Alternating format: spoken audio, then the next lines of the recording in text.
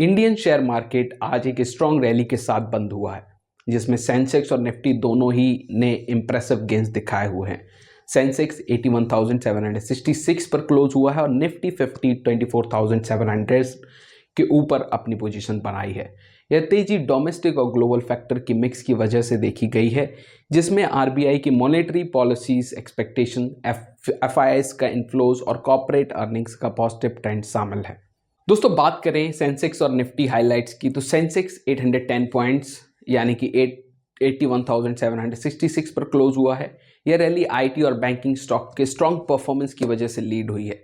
और दोस्तों, बात करें निफ्टी 50 की, तो ये 241 पॉइंट्स के प्लस में क्लोज हुआ है 24,700 के, जो कि की रेजिस्टेंस लेवल तोड़ चुका है।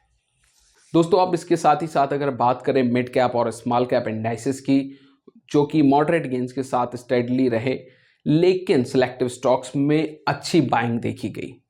गेनर्स जो थे वो एसबीआई +5% पिछले कुछ महीनों में कॉर्पोरेट क्रेडिट ग्रोथ की वजह से डिमांड बनी हुई है।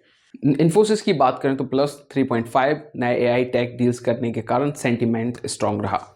एनबीसीसी इंडिया 3% का जंप हुआ नए गवर्नमेंट इंफ्रास्ट्रक्चर ऑर्डर्स की वजह से। दोस्तों, इसके साथ ही साथ जो लूजर्स हैं उनकी बात करी जाए आज में, तो ओएनजीसी और कोल इंडिया। एनर्जी प्राइसेस में सॉफन के कारण लॉसेस दिखे। दोस्तों, अगर सेक्टरल परफॉर्मेंस की बात करें तो आईटी सेक्टर लीडिंग परफॉर्मर रहा, क्योंकि ग्लोबल मार्केट में टेक ड्रिवन इन्वेस्टमेंट की डिमांड बन रही है। इन्फोसिस और टीसीएस जैसे लीडर्स ने अच्छी रैली दिखाई। इसके साथ ही साथ दोस्तों, बैंकिंग सेक्टर की बात करें तो पब्लिक और प्राइवेट बैंक्स में एचडीएफसी और एसबीआई में अपनी पोजीशन काफ़ी ज़्यादा स्ट्रांग बनाई। एफएमजीसी की अगर बात करें, एफएमजीसी सेक्टर के बारे में बात करी जाए तो मार्जिनल गेन्स दिखाए, लेकिन कंज्यूमर सेंटीमेंट अभी भी मॉडरेट है।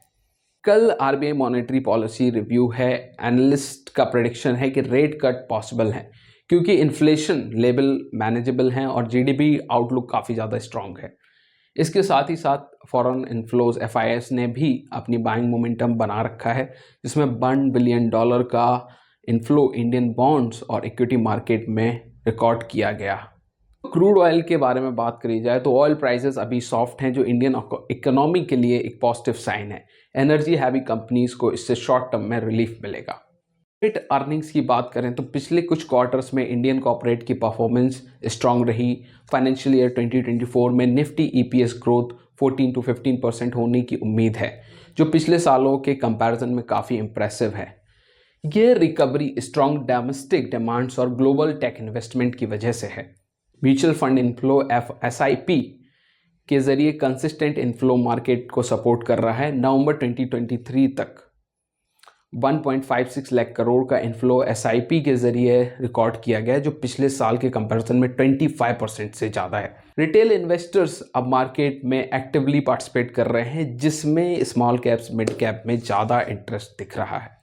इसके साथ ही साथ इंडियन बॉन्ड्स का ग्लोबल इंडाइसेस में इंक्लूजन एक बड़ा फैक्टर है, जो एफआईआईज को अट्रैक्ट कर रहा है। जेपी मॉर्गन और ब्लूमिन ग्लोबल एग्रीगेट जैसे इंडाइसेस इंक्लूजन से इंडियन कॉर्पोरेट के लिए फंडिंग कॉस्ट कम होने की उम्मीद है। मार्केट एक्सपर्ट्स के हिसाब से दिसंबर 2024 तक निफ्टी 25,000 और सेंसेक्स 83,250 का लेवल अचीव कर सकता है। इसके साथ ही साथ स्ट्रॉन्ग कॉर्पोरेट अर्निंग्स और मैक्रो इकोनॉमिक स्टेबिलिटी इस रैली को सपोर्ट करते दिख रहे हैं। तो किस सेक्टर्स के ऊपर हमें नज़र रखनी चाहिए? अभी आईटी सेक्टर्स में जो है ना, हाई ग्रोथ पोटेंशियल के कारण लॉन्ग टर्म इन्वेस्टमेंट के लिए काफ़ी ये सेक्टर फेवरेबल है। तीसरा जो सबसे बड़ा पॉइंट है दोस्तों, वो है गवर्नमेंट की स्पेंडिंग और प्राइवेट कैपेक्स साइकिल के रिवाइवल की वजह से ग्रोथ पॉसिबल है। दोस्तों, इन्वेस्टमेंट के बारे में एक ही सजेशन रहता है, आप बाय ऑन डिप्स। अगर मार्केट में शॉर्ट टर्म करेक्शन होते हैं तो नए नए एंट्री पॉइंट्स क्रिएट करते हैं।